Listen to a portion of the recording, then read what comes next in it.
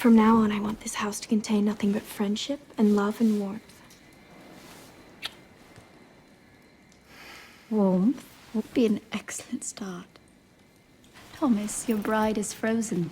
Of course. Forgive me. Let's go upstairs. Start a fire at once. I'll run you a hot bath. The pipes will run red at first because of the clay. Soon the water will clear. Oh, Lucille, when it's convenient, would you mind getting me a copy of the house keys, please? You don't need one. I'm sorry. There are parts of the house that are unsafe. It will take you a few days to familiarize yourself. Then, should you still feel you need them, I'll have copies made. Come on, Edith, come with me. Welcome to Kermode Uncut. I did a blog a week or so ago saying that I really loved Crimson Peak, the new film by Guillermo del Toro, but I was aware that not everybody loved it as much as I did. In fact, some people had been to see it and actively disliked it. And these were Guillermo del Toro fans.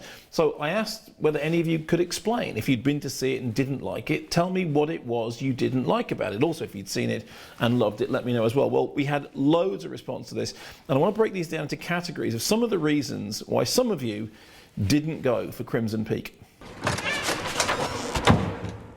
Let's start with this from Lizzie S. I really wanted to love Crimson Peak. I'm a die-hard Gothic romantic. I found the problem was that the character development and detail was squandered by the third act. Now, the subject of the character development came up time and time again, as indeed did the writing and plotting in general. This from Mike. I think that a lot of the people who took against it not only disliked what you liked, but thought what you thought about The Conjuring. I could see the themes and plot beats miles away, and this came up time and time again. This from Nick Savides. The whole story was woefully predictable. There was no mystery. Maybe that was the point, but because there was a lack of mystery, I found there to be a lack of tension. Predictability, it seems, was in fact your biggest worry about the film. This from Brewmaster. I like Crimson Peak, but I kind of understand the whole boring thing. The viewer is way ahead of the characters. The plot is extremely simple. You know what's going to happen before it happens. However, not everybody found the predictability of the plot a problem. Some of you thought it was a plus point. This from Catherine. I absolutely loved Crimson Peak. I think what many people have struggled with is the telegraphing of the plot, which is pretty typical of the genre. Part of the pleasure of the genre is knowing and anticipating what's going to happen before the protagonist does, and seeing them discover and react to it. You can only know that a character is innocent if you know more than they do. That innocence is thematically very important to Gothic romance, which pits virtuous innocence against sinful experience.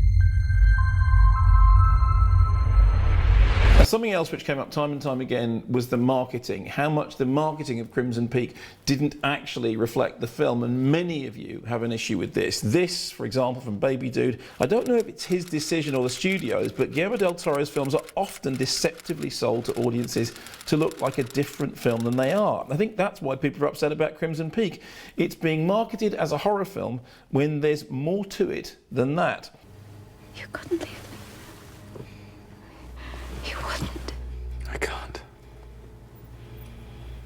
This from Vincent Kane. I haven't seen Crimson Peak yet, but the trailer doesn't excite me at all. It looks very camp, but not in a good way. More like camp that fails by taking itself too seriously. I tend to like the Gothic element, but the visual style reminds me of one of Tim Burton's many failures. For instance, Dark Shadows. And oddly enough, I think there is a comparison between Crimson Peak and Dark Shadows, but Crimson Peak is a lot of things, but it isn't camp. This from Mary A. Hind. My husband and I really loved it, but we feel it was marketed completely wrong.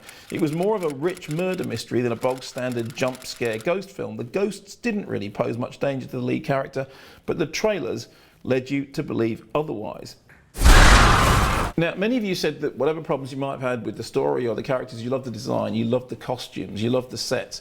However, one thing that did come up a couple of times was the CG work. This from Khalees. The production design is amazing, and the performances, with Chastain doing a Mrs. Danvers, a particular standout, are faultless.